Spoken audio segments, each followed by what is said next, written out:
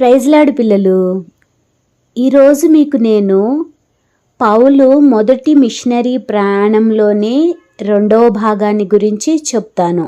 పౌలు బర్నబా ఇకోనియాకి వెళ్తారు. ఇకోనియాలో సమాజ మందిరం ఉన్నది. అక్కడికి వెళ్ళి సువార్తను ప్రకటిస్తారు. అనేక యూదులు మారుతారు. గ్రీసు దేశస్థులు కూడా యేసయ్యని తమ స్వరక్షకుడిగా స్వీకరిస్తారు.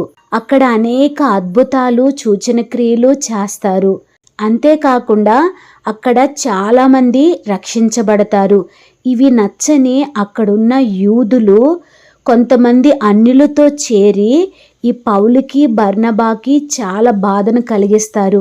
అంతేకాకుండా వాళ్ళని రాళ్ళు వేసి చంపాలని ఆలోచన చేస్తున్న ఆ సమయంలో ఈ పౌలు బర్నబా అక్కడి నుంచి పారిపోయి లుస్త్రాకి వెళ్తారనమాట. లుస్త్రాలో ఎక్కడ సమాజ మందిరం లేదు, అంటే అక్కడ ఎవరు యూదులు లేరనమాట. అక్కడికి వెళ్ళి సువార్త ప్రకటిస్తూ ఉంటారు. అక్కడ లుకాయోనియా అనే ఒక భాష వాళ్ళు మాట్లాడుతూ ఉంటారనమాట. అక్కడికి వెళ్ళి సువార్త ప్రకటిస్తున్న సమయంలో రోడ్డు పక్కన ఒక అతను పుట్టింది మొదలుకొని అతనికి కాళ్ళు బలహీనంగా ఉన్నాయి. అతను నడవలేడు, ఎప్పుడూ కూర్చొనే ఉంటాడు. అలాంటి అతను ఈ పౌలు చెప్తున్న వాక్యాన్ని వింటూ తన మనసులో ఏమనుకుంటాడంటే, ఈ యేసయ్య నన్ను స్వస్థపరచగలుగుతాడు అని చెప్పి తన హృదయంలో అనుకుంటూ ఉంటాడు. అనుకుంటున్న ఆలోచనను పౌలు గ్రహించి పౌలు వెంటనే ఏమంటాడో తెలుసా? లేచి నిలబడు అని పెద్దగా చెప్తాడనమాట. వెంటనే అతడు లేచి నిలబడతాడు. అంతేకాదు, గంతులు వేస్తా నడుస్తా సంతోషిస్తాడనమాట. అది చూసిన అక్కడున్న జనాలందరూ లుకాయోనియా భాషలో మనుషుల రూపంలో దేవతలు ఇక్కడికి వచ్చారు అని చెప్పేసి ఈ బర్నబాకి ద్యూపతి అని, పౌలు ముఖ్య ప్రసంగి అవటం వల్ల అతనికి హెర్మే అని పేరు పెడతారనమాట. పెట్టి అంతేకాకుండా ఆ పట్టణం ఎదురుగా ఆ ద్యూపతి యొక్క గుడి ఉంటుంది. ఆ గుడిలో ఉన్న పూజారి ఏం చేస్తాడో తెలుసా? పూల దండలను తీసుకొస్తాడు, ఎడ్లను తీసుకొస్తాడు, వీళ్ళకి బలి అర్పించాలని చెప్పేసి.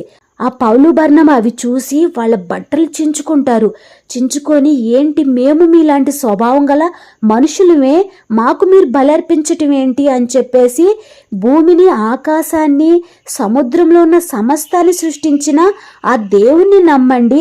ఆయన జీవం గల దేవుడు మనకి సకాలంలో వర్షాలని, పంటని అన్నీ ఇస్తూ మనల్ని ఎంతో సంతోషపరుస్తున్నాడు మన దేవుడు.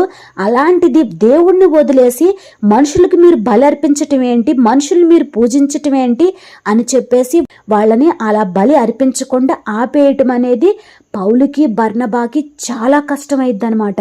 ఆ తర్వాత ఒకరోజు పౌలు సువార్త ప్రకటిస్తూ ఉంటాడనమాట. ఆ సమయంలో ఏమైద్దో తెలుసా? ఆ అంతియోకాయ నుంచి, ఇకోనియా నుంచి కొంతమంది యూదులు వస్తారు.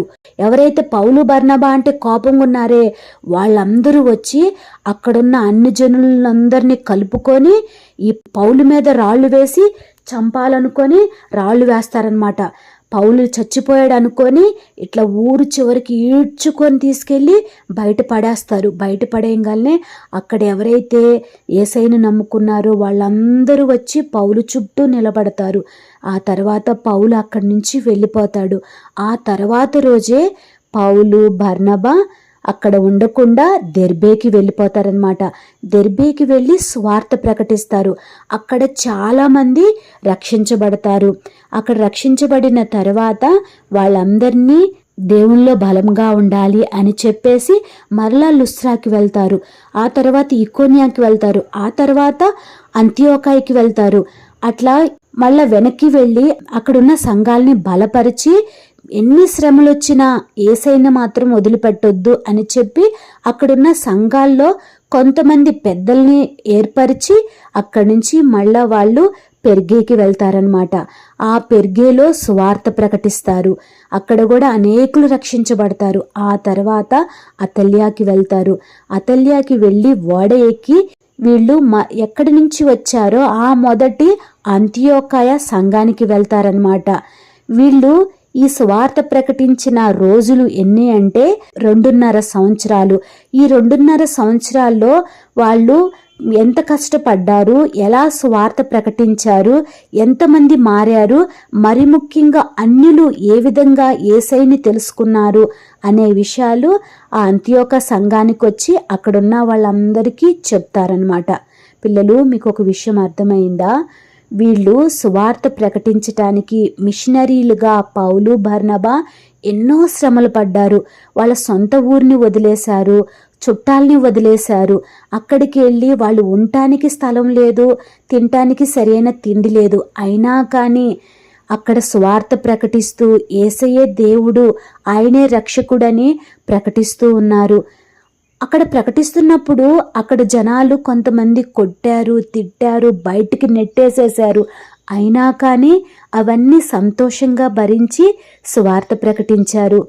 అందువల్లే మనము కూడా, అన్యులమైన మనము కూడా యేసయ్యని రక్షకుడిగా స్వీకరించగలిగాం కదా. మీరు కూడా యేసయ్య యొక్క మాటల్ని, సువార్తని, ఆయనే రక్షకుడు, ఆయన ద్వారానే పాప క్షమాపణ, ఆయన ద్వారానే పరలోకము అని మీ ఫ్రెండ్స్కి చెప్పాలి, ఇళ్ళ పక్కన వాళ్ళకి చెప్పాలి. ఆ విధంగా చెప్తారు కదా. మనం రక్షించబట్టమే కాదు, అందరూ రక్షించబడాలి. ఓకేనా?